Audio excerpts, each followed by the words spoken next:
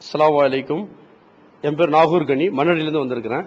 மண்கால லாயிலாக இல்லலா தஹலல் ஜன்னா, யார் லாயிலாக இல்லல்லா என்று சொல்லிவிட்டார்களோ அவர்கள் சொர்க்கத்தில் நுழைந்து விட்டார்கள் என்ற ஹதீஸ் இருக்கும்பொழுது 72 கூட்டத்தினர் நரகம் செல்வது ஏன்? இது பற்றி விளக்கம் அளிக்குமாறு கேட்டுக்கொள்கின்றோம். அன்பு நண்பர்களே, லாயிலாக இல்லல்லாஹ் சொன்னாக்கா சொர்க்கத்திற்கு செல்வார்கள் என்று சொன்ன நபிகள் நாயகம் ஸல்லல்லாஹு அலைஹி வஸல்லம் அவங்க தான் இன்னொரு கருத்தையும் சொல்றாங்க. தஃப்தரிகு உம்மத்தி அலா ஸலாசின் வ ஸபஈன், என்னுடைய உம்மத்தினர்கள் 73 பிரிவினர்களாக பிரிவார்கள். குல்லுஹும் பின்னார் இல்லா மில்லத்தம் வாஹிதா, ஒரே ஒரு கூட்டத்தை தவிர மற்றவர்கள் எல்லாம் நரகத்திற்கு செல்லக்கூடியவர்கள். ஒரு கூட்டம் தான் சொர்க்கத்திற்கு செல்லும்.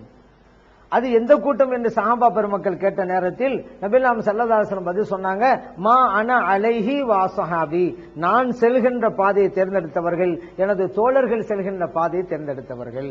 இந்த ஹதீஸ் திருமிதியில பதிவு செய்யப்பட்டிருக்கு. இப்ப லா இலாஹ இல்லல்லாஹ் என்று மட்டும் சொன்னா பத்தாது. அவர் இஸ்லாத்துக்கு வர்றாரு, வந்தாலும் கூட அவர் முழுமையாக பிரவேசிக்க வேண்டும். இறைவன் என்ன சொன்னாலும் அப்படியே எடுக்கணும். இறைத்தூதர் ஸல்லல்லாஹு அலைஹி வஸல்லம் என்ன சொன்னா அப்படியே எடுக்கணும். அதைத்தான் இறைவன் குர்ஆனில் சொல்லி காட்டுறான். யா அய்யுஹல்லதீன ஆமனு துஹுலு ஃபிஸ்ஸில்மி காஃபா, இறை நம்பிக்கையாளர்களே, இஸ்லாம் என்கின்ற கோட்டைக்குள்ளே முழுமையாக பிரவேசித்து விடுங்கள். இஸ்லாம் கோட்டைக்கு வந்துவிட்டு அதுல நான் 4 எடுத்துக்கிறேன் 4 எடுக்க மாட்டேன்னு சொன்னா இவரெல்லாம் இந்த வழி தவறிய பாதையில் தான் போய் கொண்டு இருக்கிறார். உதாரணத்துக்கு பாருங்க, இப்போ ஒரு அது குர்ஆனை ஏற்றுக்கொள்கிறார்னு வச்சுக்கிறேங்க. இவர் லா இலாஹ இல்லல்லாஹ் சொன்னவர் தான் குர்ஆனை ஏற்றுக்கொள்கிறார்.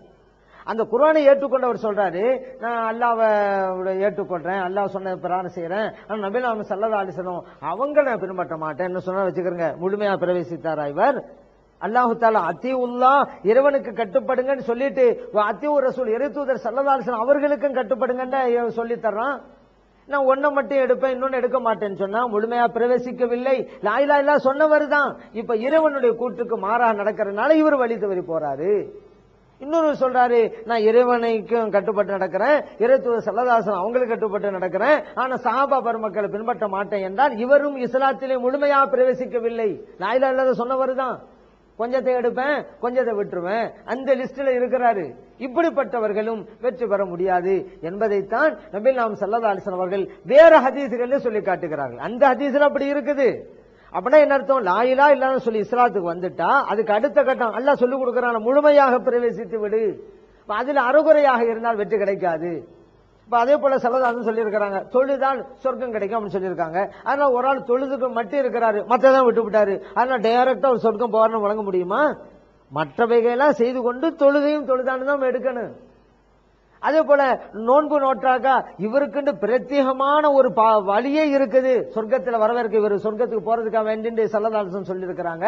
அதுக்கு ஒரு ஆள் எல்லாத்தையும் விட்டுவிட்டு நோன்பு மட்டும் வச்சுக்கிட்டு நான் சொர்க்கத்துக்கு போயிருவேன், மற்றதான் எதுவுமே செய்யல, இவர் போயிட முடியுமா? அப்படி அப்ப நம்ம என்ன வழங்குறோம்? செய்ய வேண்டியதும் செய்து கொண்டு இதையும் செய்ய வேண்டும். அப்படித்தான் லா இலாஹ இல்லல்லாஹ் சொல்லிவிட்டாலும் கூட அவர் இஸ்லாத்திற்கு வந்ததுக்கு பின்னால் இறைவன் என்ன சொல்கிறானோ அதன் பிரகாரம் நடக்கணும், இறைத்தூதர் ஸல்லல்லாஹு அலைஹி வஸல்லம் என்ன சொல்றாங்களோ அதன் பிரகாரம் நடக்கணும். அப்பதான் வெற்றி பெற முடியும். அதைத்தான் ஸல்லல்லாஹு சொல்லி காட்டுகிறார்கள். வெற்றி பெறுகிற கூட்டம் ஒன்று, அது நான் செல்கின்ற பாதை, எனது தோழர்கள் செல்கின்ற பாதை, அந்த பாதையை தேர்ந்தெடுத்தவர்கள் இன்றைக்கு சுன்னத் வல் ஜமாத்தினர் தான். ஸல்லல்லாஹு சொன்ன மாதிரி அந்த ரெண்டையும் தேர்ந்தெடுத்து அதன் பிரகாரம் நடந்து கொண்டிருக்கிறார்.